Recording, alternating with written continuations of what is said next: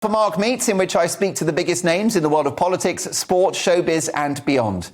Tonight, legendary US talk show host Yaron Brook, a man who has energetically used his platform to speak up for freedom, democracy, economic liberty and small governments.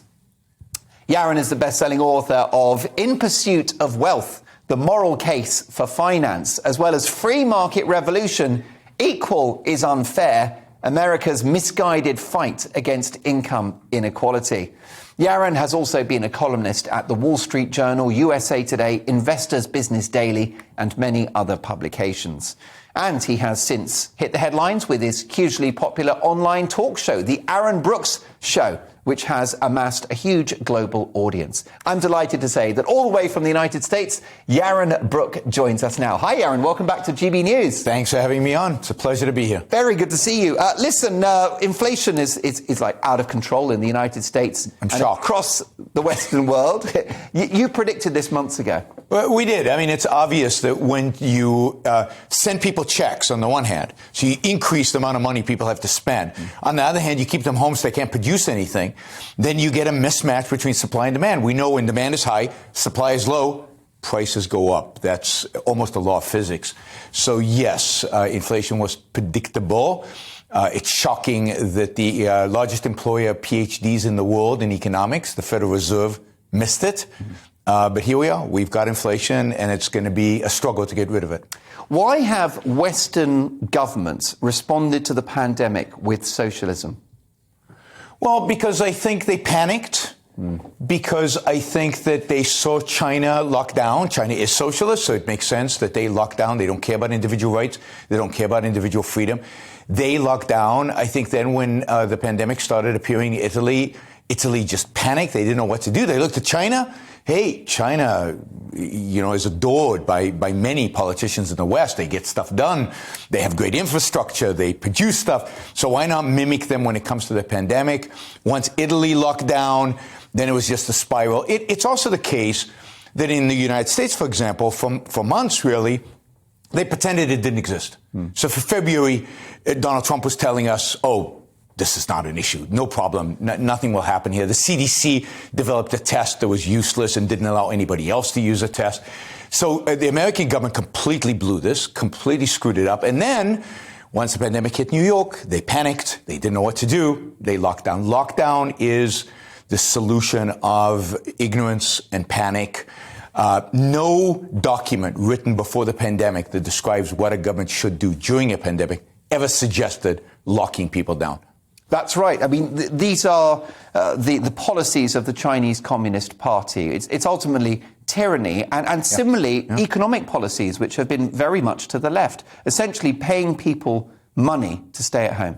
Well, yes, and it's more than that. Look, we've been mimicking China for a long time. In both on the right and on the left in the United States, there's increased appetite for central planning. There's increased appetite for industrial policy, increased appetite for having a national policy around, semiconductor manufacturing or other kind of manufacturing, things that they look at China, and China has done, and they assume that is why China's been successful. That's a completely wrong analysis. It's not the source of Chinese success. And many people in the West are copying that. Look, politicians, their instinct is always towards more power. They might have a great platform. They might give great speeches. They might promote free markets and individual freedom. But once they get the power, they almost always increase the size of government. They almost always increase its controls over the economy and control over the individuals. And it doesn't matter in the United States whether it's the left or the right. Look at Boris Johnson. A lot of promise there, and yet he's governing from the left. He's governing from the perspective of government intervention, from the perspective of much bigger government involvement in the economy and in our lives. And do you think that the West will ever recalibrate back to its original values for which so many gave their lives, economic and personal freedom? Well, ever is a long time, so hard to tell. I don't see it in the short run. I just don't see the politicians. I don't see the intellectual movement that will drive politicians in that direction. You know, when during the 1970s, when we got Margaret Thatcher and we got Ronald Reagan, that inched us a little bit in that direction, not enough in my view. Some of your viewers here will be shocked that I think Margaret Thatcher was too moderate, but in economic policies. There was a whole intellectual movement. There were giants, intellectual giants, where there was Hayek in the UK, where there was people like Milton Friedman, Mises, Ayn Rand, advocating for these ideas in the U.S. Today, the movement around liberty, individual liberty, economic liberty, it's just thin. It's not. It's considered a luxury. I mean, what did Arnold Schwarzenegger, movie star and former governor of California, say? Screw your freedom. Absolutely. And look, Schwarzenegger should speak, right? Schwarzenegger came into power as a Milton Friedman-like pro-markets, pro-capitalism governor. And as soon as he discovered that wasn't very popular in California, shifted and ruled and governed from the left. He was no different than a Democrat when it comes to California politics, and he was very successful from an electoral perspective. So we can blame the politicians all we like, but at the end, it's not their fault. It's our fault. We get the politicians we deserve. We get the ideology we deserve. If we want to change, we have to change. That requires education. So back to your question of will we ever return? Yes, but it's going to take a while. It's going to take new intellectual giants, educating the public, educating us about the core values, the core principles at the foundation of liberty, at the foundation of freedom. And until we do that, we can tinker with tax rates, we can tinker with policies.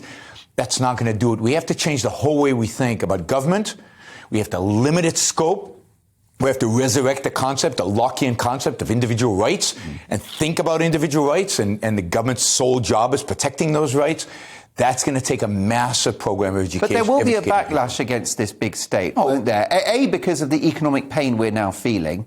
Because, you see, I've fought against these COVID measures since the beginning, and I've always said, look, the bill hasn't come in yet. Oh, yeah. And here we are, and the press are calling today awful April, because we've seen fuel prices, basically energy. So to heat your home, that's going up by, in some cases, 50%.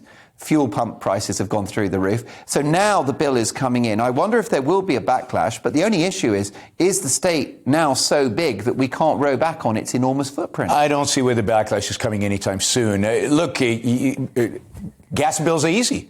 Why aren't you fracking? There's plenty of gas here on the island.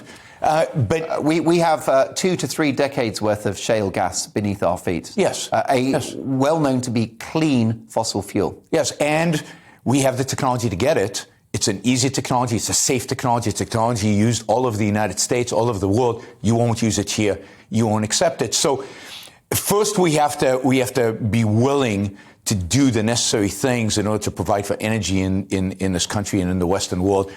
But then, the state is huge. You're talking about national insurance. You're talking about the NHS. You're talking about all these institutions that are so ingrained. Who's going to challenge those institutions? And if I mention on a British campus the idea of privatizing the NHS or getting rid of the NHS, it's like, I don't know, it's like I called for genocide or something. You could argue against any religion or anything, but you can't argue against the NHS. It's become a religion here.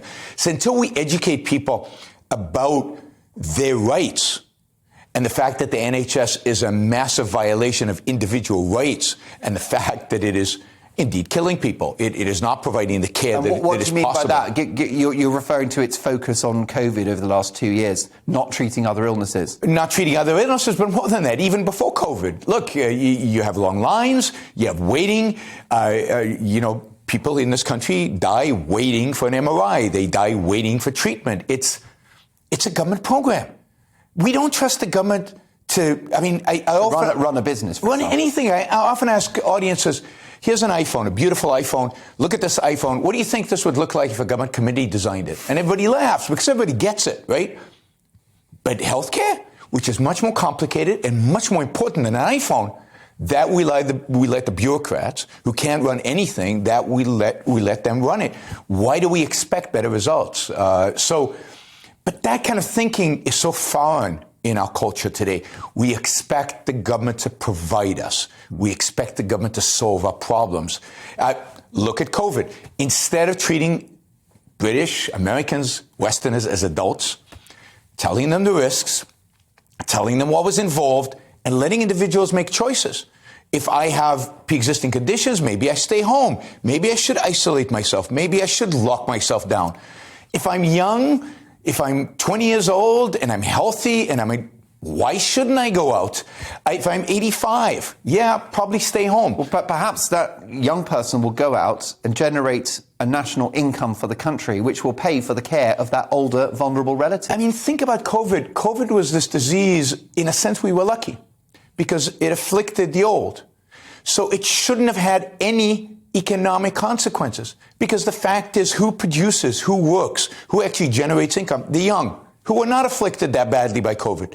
So it shouldn't have been a disease. And if they were afflicted badly, then the government could easily have had the economic largesse to protect them. If we'd spent a fraction of what was spent protecting the vulnerable and letting the healthy get on with it. Absolutely. We could have cocooned the elderly, protected them from getting the virus. No object. And letting the rest of us live. Right? And we could have provided them with food. We could have provided them with aid. There's a lot of ways in which the bill would have been a fraction of what it landed up being.